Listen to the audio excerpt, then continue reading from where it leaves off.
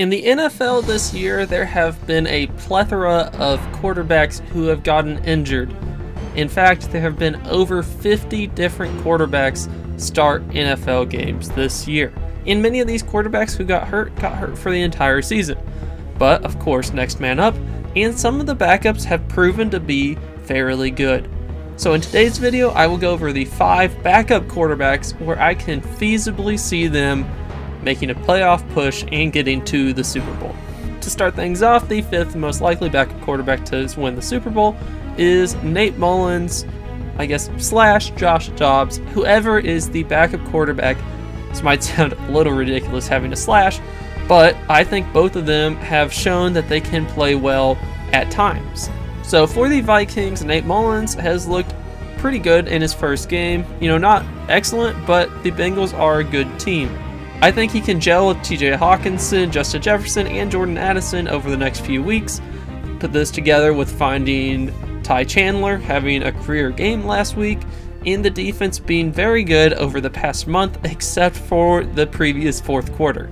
So defense just had one fourth quarter, but overall the defense has been excellent. I mean, they even shut the Raiders out, and the Vikings are already currently in the playoffs, and they just have divisional games to go. So if they win 2 of the next 3 games, they will pretty easily get the 6th seed and then play the Vikings in the playoffs.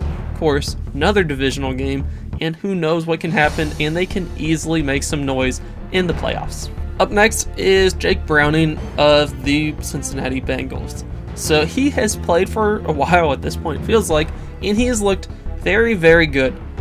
He had an amazing fourth quarter against the Vikings just this week. Him and Jamar Chase, T. Higgins, Joe Mixon, they all seem to mesh well, and it's been very impressive. I thought when Joe Burrow was out, the team was done for, but they are just right in the mix of this playoff push, and you know, I know it's a logjam in the AFC wildcard, but currently they would be in. And they play the Steelers next week, which, you know, a few weeks ago I thought the Steelers were good, and then they have disappointed me each week. So I'm going to say Steelers, the Bengals should win that game.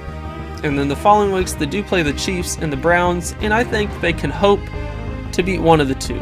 But the game against the Browns will either be for the chance of both of them to get into the playoffs, maybe better playoff positioning, or it could even potentially kick one of the two teams out of the playoffs. So this game will matter at the end of the season. But they do have the offensive firepower to win any or all of these games. And if they get into the playoffs, crazy things do happen, especially when you have an elite wide receiver pairing and a quarterback who knows how to feed them. Up next is Gardner Minshew and the Indianapolis Colts.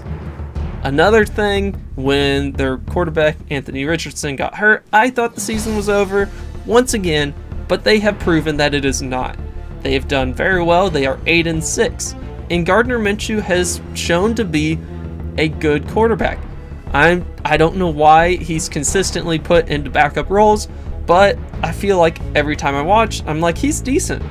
I'm not like he's a good quarterback or he's a great quarterback, but he is a startable quarterback in my opinion. Put this with a great offensive play caller in Shane Steichen. The Colts do have some decent weapons, especially their star wide receiver, Michael Pittman, and then they have 2 good running back options in Zach Moss and Jonathan Taylor, who will be healthy by the playoffs. And the Colts even have a pretty good chance at winning the division. They are currently 8-6, right in it with both the Jaguars and the Houston Texans. Their next 3 games are fairly easy with the Falcons, Raiders, and Houston. And if things go how I think they will, they'll win the next 2 semi-easily and have a potential division-deciding game against the Texans at the end of this year. If they win the division, this puts them above any of the previous teams because of home field advantage. Home field advantage is huge, especially in the playoffs, and just a backup quarterback coming in, playing almost the entire year, bringing your team to 10 or 11 wins, that shows that they can go far in the playoffs. No, they might not be favored, but it is possible. And of course, in this listing, I'm not naming the favorite teams to win the Super Bowl. I'm saying which backups can actually potentially do it. And I have to say, Gardner, Minshew, and the Colts are one of the backup quarterbacks and teams that can potentially do it. Up next, the second most likely backup quarterback to win it all. You might not love it, but it is Sam Darnold. I know he hasn't actually really played this year, but let's say Brock Purdy gets hurt. If this happens, Sam Darnold is in the perfect situation to just go in, do the plug and play offense. They have one of the best defenses in the NFL. They have some of the best weapons in the NFL with McCaffrey, who could potentially even maybe sneak into being an MVP.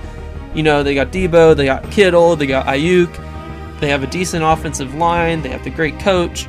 It all seems perfect, and they have a great record and could pretty easily get the 1 seed, which would give them a bye and home field advantage through the NFC playoffs.